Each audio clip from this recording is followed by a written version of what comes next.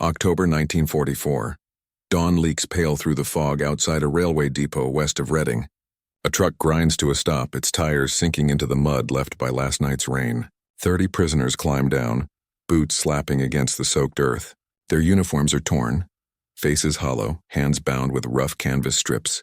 Among them, Obergefreiter Ernst Keller, 24, captured in the ruins of Caen. He braces for the England he was promised in leaflets and lectures. A land of cold revenge, where surrender means slow decay behind wire and walls. Instead, a British sergeant in a creased uniform steps forward, clipboard tucked under one arm, enamel mug in the other. "Tea, lads. You've come a long way," Keller blinks. Steam rises in white ribbons through the chill air. No barking dogs, no shouts. Just the smell of wet gravel and tobacco. The sergeant moves methodically down the line, pouring the same dark liquid for every man without looking twice. The prisoners wait for the punishment hidden in the kindness. None comes. Their training had been clear. Capture meant humiliation. The Geneva Convention a polite fiction. British mercy a myth. But inside the reception tent there are lists instead of lashes, doctors instead of interrogators, and the tea, always the tea, served without ceremony. Without contempt, Keller doesn't drink at first. When he finally does, the taste is bitter, metallic, honest, and it stays with him. Ernst Keller was guided from the truck by a pair of British soldiers, their hands firm but not cruel. The gravel crunched under his boots, soaked with the remnants of morning mist. Each step felt like a lifetime, every breath sharp in the cold air. Behind him, the other prisoners shuffled, faces taut with exhaustion, eyes scanning for the expected cruelty. There was none. Inside the processing hall, the smell of disinfectant mingled with the earthy odor of damp wool and boots. Keller's bindings were removed carefully. The canvas had left faint impressions on his wrists. A clerk, spectacles perched low on his nose, called names aloud one by one, checking them against lists, registering each man as a person, not a number. Keller's throat tightened when his name was called. He expected an insult, a shove, a mockery. There was only a nod, a pencil scratching on paper. "Mother's maiden name?" the clerk asked. Keller spelled it syllable by halting syllable, imagining a slap for every second he paused. Nothing came. The clerk moved on. Beside him, men placed their personal items into trays: wedding rings, pocket watches, photographs. Each item was tagged, logged, and stored. No confiscation, no threats, just bureaucratic precision. In a corner, an older prisoner sat with his boots off. A British orderly carefully wrapped his feet in gauze. Keller watched, trained to see enemies in every motion, and saw only a man performing a task. The air smelled faintly of burnt tea. When the drink was passed to him, Keller hesitated. It was bitter, metallic, poured from a tin pot that had likely served hundreds before him. He raised it to his lips, warm, real, safe. The rules of British custody were explicit, Keller would later learn. Security first, stable camps reduced escape attempts. Intelligence second, cooperative prisoners yielded operational details. Reciprocity third, prisoners treated well might inspire similar treatment for British captives in Germany. And morality? Morality was not forgotten. It was a deliberate instrument, a standard written into orders from the War Office. Keller's first night in Hut 7 was quiet. The bed was thin but clean. A folded wool blanket lay at the foot, and the walls, though bare, were orderly. Dinner arrived: boiled potatoes, a slab of tinned meat, bread with margarine, weak coffee. Nothing indulgent, nothing generous, just enough. Men ate slowly, suspiciously, testing for hidden threats. Some silently cried, others stared at the floor. Yet each bite grounded them in the strange, unfamiliar certainty that this was not a trap. Over the next weeks, Keller and the other prisoners were introduced to the routines that would define their captivity. Daily medical inspections were thorough: lice checks, dental examinations, tuberculosis screenings. A German-speaking liaison explained camp rules in flat, bureaucratic sentences. Work was mandatory, cooperation rewarded, escape punished with solitary confinement. There were no beatings, no ad hoc tribunals. The barbed wire was punishment enough. By November, Keller joined a 60-man work detail on a dairy farm in Somerset. The work was honest and exhausting: mucking stalls, repairing fences, hauling hay. 6 to 8 hours a day, but strictly within Geneva limits. The farmer, a quiet man named Dalton, demanded competence, not servility. Break it and you fixed it. Slack off and you returned to camp. The standard was simple. The expectation absolute. Keller discovered pride in labor. Fences held, gates swung true, the barn stayed clean. Extra rations appeared on long days. A slice of bread here, a chunk of cheese there. Dalton's wife placed tea at the fence each morning, purely functional, and after 3 weeks, biscuits followed. By the second month, Keller and 2 companions were invited to Sunday dinner, seated at the kitchen table with Dalton listening to the BBC on the radio. No guards, no barriers, a silent agreement. Trusted until proven otherwise. In January, illness struck. Keller developed a high fever and pneumonia. The camp hospital was warm, heated, staffed by a British doctor and 2 nurses. Treatment was professional, methodical, identical to the care given to the soldiers guarding them. Antibiotics, warm compresses, soup twice daily. The doctor's ledger recorded each patient with the meticulous care of a school attendance book. No speeches, no pity, only medicine. Keller's recovery, slow but complete, left him not just healthier but carrying a quiet, unnameable respect. The first Christmas in captivity arrived with tentative cheer. The chaplain, Church of England, organized a voluntary service. Keller attended along with most of Hut 7. A German prisoner played accordion. Another produced a harmonica. Silent Night was sung in 2 languages, awkward but earnest. Guards stood quietly, some applauding softly at the end. Keller felt something shift inside him. A fragile sense that the world, even inside barbed wire, could still honor basic humanity. Letters home were allowed once a month, censored lightly. Keller wrote carefully neutral sentences, I am well. The work is fair. We are treated according to law. Do not believe what you hear about England. The letters reached his mother in March 1945. Slowly, word of their humane treatment spread in Germany, cracking the iron grip of propaganda 1 envelope at a time. Books arrived in the camp library. Hundreds, second-hand, multilingual. Keller borrowed an English primer, then a Dickens novel reading slowly, dictionary in hand. Prisoners organized chess and choir clubs. A former engineer taught mechanical drawing in the evenings. Guards sometimes attended, curious. These freedoms were small, almost imperceptible, yet they were proof. They were still human, still capable of agency. By spring 1945, restrictions loosened. Work details no longer required armed escorts.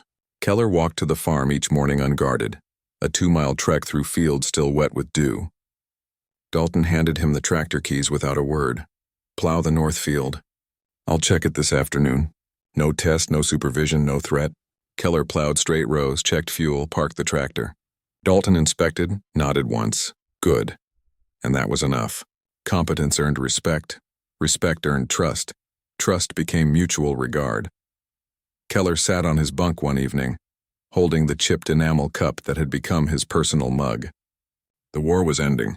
Germany was collapsing. Propaganda had lied about everything. Keller realized that the pivot of his captivity, the moment that redefined his understanding of the world, was not a speech, not a lecture, not ideology. It was the steady, consistent application of decency. Winter tightened its grip across Somerset. Frost lay thick on the fields when Keller and his fellow prisoners trudged to the farm each morning, boots sinking into frozen mud. The sky was pale, almost white, and the sun rose reluctantly, casting long shadows over the hedgerows. The walk was unguarded now. No rifles, no shouts, no patrols, yet Keller remained alert. Old habits died slowly, and trust like frost had to be earned gradually. The work was relentless. Mucking stalls, scrubbing troughs, and stacking hay bales left hands raw and backs aching. Dalton moved among them silently, observing more than speaking. The men learned quickly that sloppiness would not be tolerated. One day, Keller dropped a crate of feed, the board splintering on impact. Dalton's gaze was steady, unreadable. Pick it up. Make it right, he said. No reprimand, no anger, just expectation. Keller obeyed, the lesson clear. Competence, not fear, governed these fields. Meals became small victories. Extra slices of bread for early risers, cheese for those who labored longer.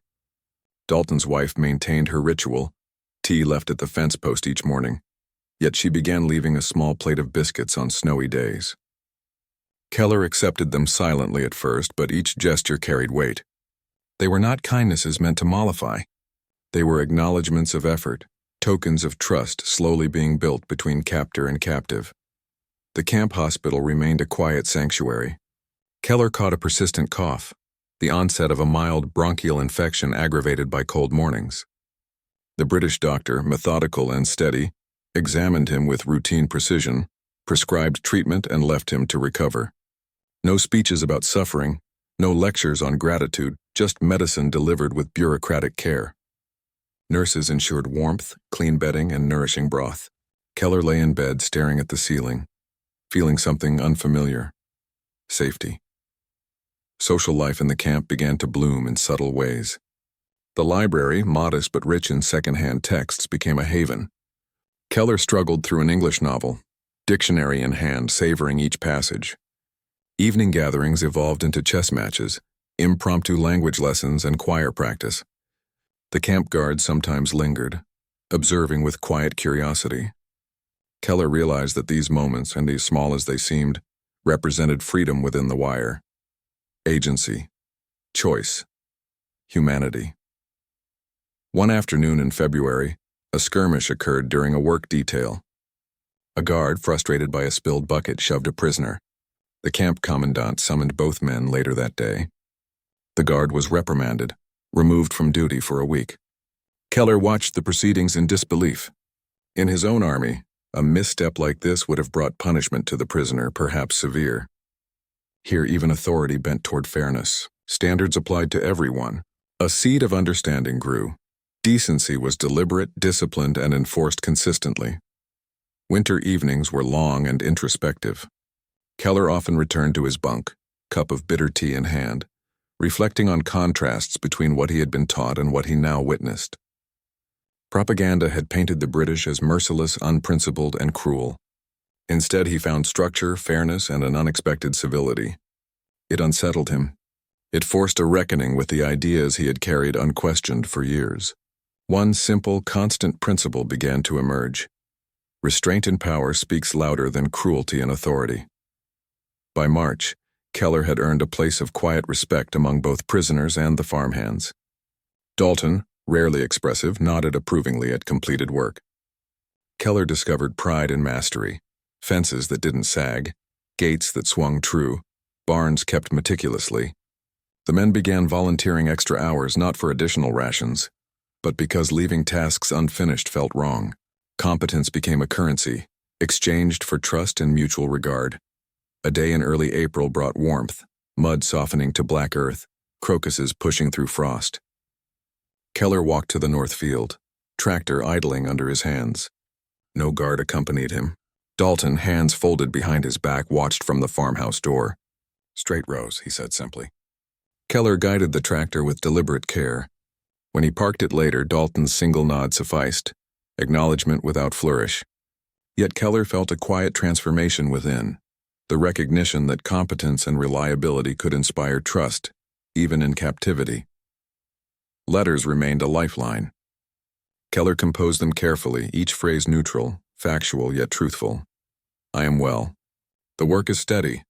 We are treated according to law." By May, his letters reached his mother carrying fragments of hope. Rumors of humane treatment began to ripple back into Germany, challenging the narrative of propaganda one small envelope at a time. The realization settled over Keller that information, like morality, traveled in both directions. Actions mattered. Small gestures could reshape perceptions. The farm work slowed as spring approached, yet the rhythm of daily labor, the honesty of physical effort, continued to define life in captivity. Keller noted subtle shifts in himself. He was learning patience, precision, and the quiet value of diligence. These were lessons that extended beyond the field or the barbed wire. They were lessons about character, about the strength of restraint, about the possibility of humanity amid war.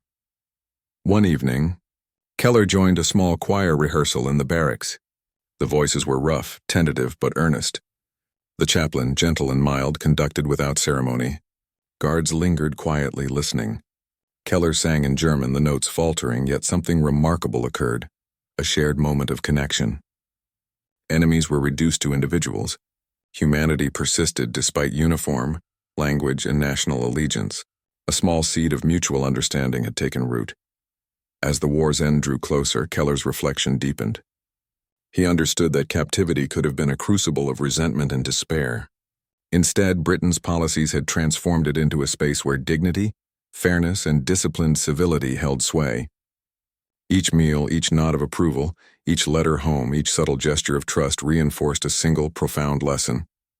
Even in war, restraint and principle could shape lives. And in that space, Keller quietly began to reconsider the very nature of what it meant to be a soldier and a human being. By late April 1945, the fields were soft underfoot, the air heavy with the scent of wet earth and budding greenery. Keller walked to the farm each morning unaccompanied, the barbed wire a distant boundary rather than an immediate threat. Work was no longer supervised closely. Dalton trusted the prisoners to manage the tractors, tend the animals, and repair fences on their own. Keller felt the weight of that trust as keenly as any burden of war. The harvest approached. Long hours in the sun, the rhythm of routine and the quiet satisfaction of completed tasks filled the days. Keller discovered a strange contentment in competence, the way a gate could swing true, the troughs stay clean, the hay bales stack evenly. Other prisoners shared the same pride. Some volunteered extra time, not for reward, but because leaving a job unfinished felt wrong. Each action became a quiet affirmation of dignity and shared purpose. Letters from home continued to flow. Keller wrote with careful neutrality, "We are treated according to law. Work is steady, I am well." Each envelope carried fragments of truth that slowly undermined the propaganda machine back in Germany. Neighbors and family read the letters, whispered about them, and began to question the stories of cruelty, starvation, and vengeance. Keller realized that his captivity was part of a larger exchange of reality, a subtle, understated diplomacy mediated through honesty and consistent behavior. The camp library had grown richer. Keller borrowed novels, technical manuals, and English primers, each page expanding his awareness of the world beyond barbed wire. In the evenings, prisoners gathered for chess, language lessons, and choir practice. Guards occasionally lingered, curious but unobtrusive. These small freedoms were more than recreation. They were proof that humanity persisted even amid conflict. Agency, choice, dignity. These were still possible even in captivity. One morning during a work detail, a heated argument arose among prisoners over a misaligned fence. Voices rose, tempers flared. Keller watched, the instinct to expect punishment from authority rising. Instead, Dalton intervened quietly, mediating without anger. Compromise was reached, work continued, and respect endured. Keller filed the moment away. Authority here was exercised with fairness, not cruelty. Standards were enforced, but never arbitrarily. As May drew near, Germany's collapse became undeniable. Rumors traveled fast through the camp. Cities liberated, armies surrendering, leaders fleeing. Keller felt the weight of anticipation and relief. The war had taught him fear, discipline, and suspicion. Captivity had taught him something more delicate: trust, fairness, and the quiet force of consistent decency. He realized that each small gesture, a nod of approval, a warm meal, a letter received and read without condescension, had accumulated into a profound moral lesson. The first day of May brought news of unconditional surrender. Keller and the others were allowed to gather outside, a light drizzle softening the morning. They exchanged cautious smiles, tentative congratulations. The war that had seemed unending was over. Yet the lessons lingered. Keller understood that Britain had treated prisoners not out of charity, not because Germans were owed anything, but because the principle of civilized conduct was non-negotiable. Strength was measured not by pain inflicted, but by restraint maintained, victory without vengeance, order without cruelty. Repatriation began slowly. Logistics, vetting, and transportation delayed the return of many prisoners. Keller remained on the farm for several weeks, continuing work not out of necessity but from habit, and the sense that tasks deserved completion. Dalton's silence remained constant, but his trust spoke volumes. Keller had learned that responsibility, competence, and mutual regard were currencies that transcended uniforms, nationality, and circumstance. Summer arrived. Fields ripened, animals thrived, and the rhythms of rural life mirrored a return to normalcy. Keller packed personal effects carefully, including the enamel cup that had become a constant companion. He reflected on the months in captivity, the bitter tea, the wool blanket, the quiet meals, the unspoken agreements. Each was a lesson in humanity, each a pivot point in his understanding of war, morality, and personal dignity. Letters continued, exchanged briefly with friends and fellow prisoners. Some elected to remain temporarily, assisting with reconstruction and harvest, while others prepared to return to Germany. Keller knew he would leave with more than physical health restored. He carried insight into the paradox of power and mercy, the capacity of humans to maintain principle even when circumstances allowed cruelty.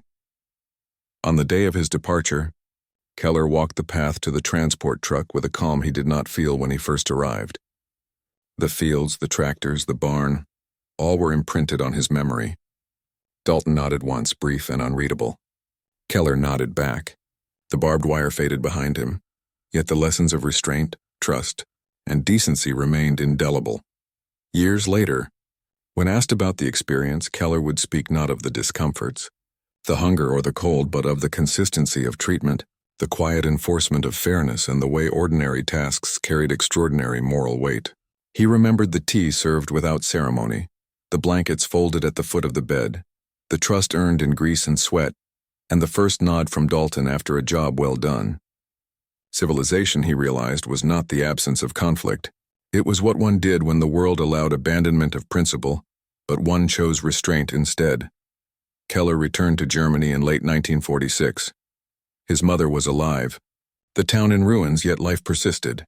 Letters and visits maintained a decades-long connection with Dalton, the family, and the lessons learned in Somerset. Keller's reflections remained vivid. The cup, the blanket, the tea, and the knowledge that human decency could survive even in war. These memories shaped his understanding of strength, morality, and the quiet power of consistent civility. Years later, Keller would recall those fields, the early frost, the steady rhythm of work, and the first nod of approval from Dalton. Repatriation came slowly like the spring thaw, yet the lessons endured. He returned to Germany to find his town scarred but alive, his family intact, and the world reshaping itself from ruin. Letters and postcards maintained decades-long connections with Dalton, his wife and fellow prisoners, small reminders that trust, once earned, does not vanish with distance or time. Keller never forgot the enamel cup, the wool blanket, the quiet moments of acknowledgement, or the simple morning tea handed to him without ceremony. What Britain taught him was not mercy. It was consistency. It was the disciplined choice to uphold principle when circumstance allowed cruelty. It was the understanding that strength is not proven by pain inflicted, but by the restraint exercised when no one is watching. These truths, carried quietly across fields and borders, became Keller's guide long after the barbed wire had come down. Civilization, he realized, is not defined by victory, nor by the absence of conflict. It is measured in the acts of restraint, decency, and respect we maintain when abandoning them would be easy. And those small, deliberate acts, like a nod, a letter, or a cup of bitter tea, endure far longer than war itself.